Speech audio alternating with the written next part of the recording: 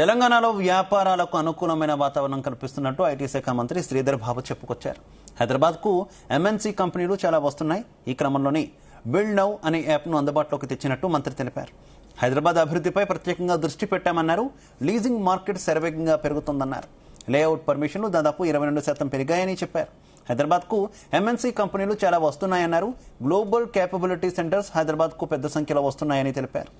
Real estate రంగంలో ఇప్పటికీ హైదరాబాద్ ప్రథమ స్థానంలో ఉందన్నారు.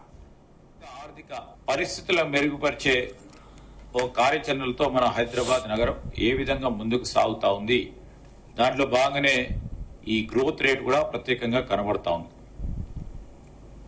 రియల్ ఎస్టేట్ రంగంలో ఇప్పటికి కూడా హైదరాబాద్ మొదటి స్థానంలో ఉంది. ఒక విధంగా చూస్తే డొమెస్టిక్ రెసిడెన్షియల్ ప్రైస్ అప్రిషియేషన్,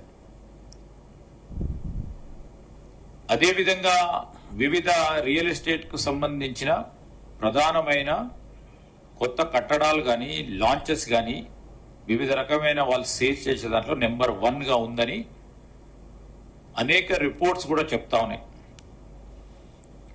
ఈరోజు జిఎస్డిపి గ్రోత్ రేట్ మనకు సంబంధించి గత 15 సంవత్సరాలుగా మన తెలంగాణ హైయెస్ట్ పర్ఫార్మర్ గా యాన్యువల్ గ్రోత్ రేటు మొత్తం తెలంగాణకు సంబంధించి దాదాపు 11% ఈ మనం అనుకున్న 15 నుంచి 16 సంవత్సరాలు